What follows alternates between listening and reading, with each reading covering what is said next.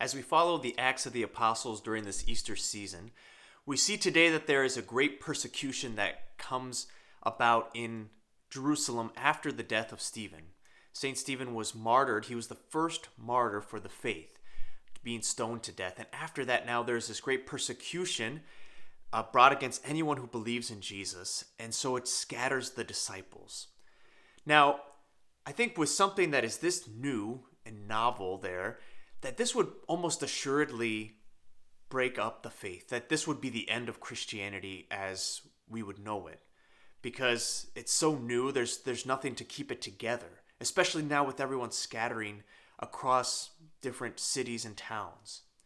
But it actually has the opposite effect. Even though people are being imprisoned or even being put to death for being a Christian, the faith grows. It says that the disciples go to different parts, different towns and villages. It says that Philip goes to Samaria where he preaches the gospel. The disciples go to different places, but they continue to preach. That's the beautiful thing. And that Philip, it says he preaches with power, in the power of the Spirit, and that there are many signs and wonders that accompany this preaching.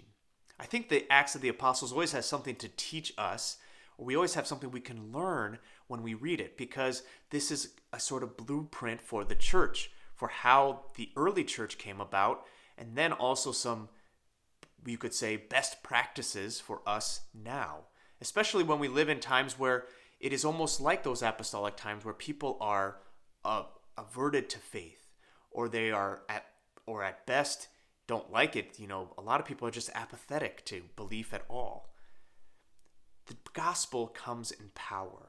That is one thing that this can show us, that the gospel is preached with power, not just as something that sounds like a nice message.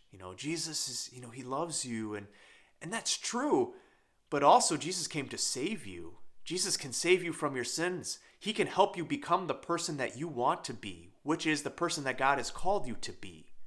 Those are not two different things.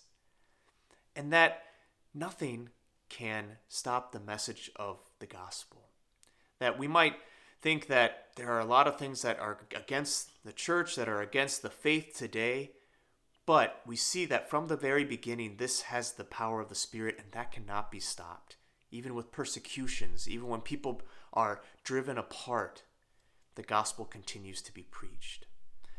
So, my friends, today, let's take heart in this message, knowing that we too are called to be those evangelists that go out and preach the gospel with power, in the power of the Spirit, helping people to know the love of God and experience that love through our words and through our teaching, because God knows the world needs that love right now.